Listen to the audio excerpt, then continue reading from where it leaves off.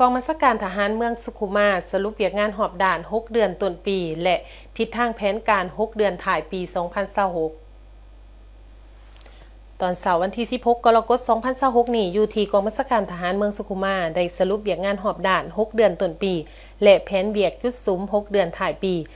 2026ติดพันกับการเลื่อนสั่นและการประรับเหรียญใส่เหรียญกาละนึก50ปี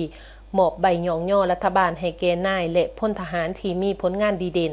ด้วยการให้เกียรติเข้าร่วมเป็นประธานของฐานปริญญาเอกคำไต่เกี่ยวประเสริฐกรรมการพรรคแขวงเลขาคณะบริหารงานพรรคเมืองสุขุมาหัวหน้าคณะกรรมการป้องกันศาสตร์ป้องกันความสงบท่านพันโทดาวีสามีไส้หัวหน้าการทหารกองบัญชาการทหารเมืองมีนายและพลทหารนายและพลตำรวจตาแสงหาตาแสงเข้าร่วม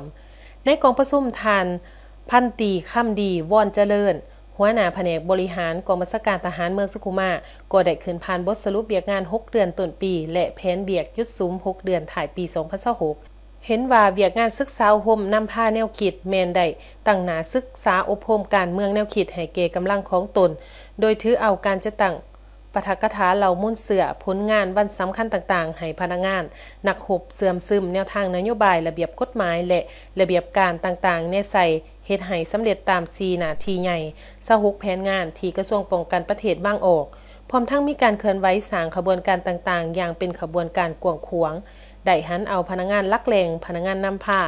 ลงก่อสร้างหักฐานการเมืองและพัฒนาชนบทหอบด่านในหาตะแสงในทั่วเมืองประจำป้อมและจุดสำคัญต่างๆจำนวน34สหายได้สร้างแผนการลงเคลื่อนไหวการสร้างครอบครัวและบ้านป้องกันศาสตร์เข้มแข็งจากที่มีแล้ว6บ้านยัง55บ้านนอกนี้ยังได้เปิดพิธีประกาศบ้านแหกเซียวระหว่างกองบัญชาการทหารเมืองสุขุมากับบ้านใหญ่สุขุมา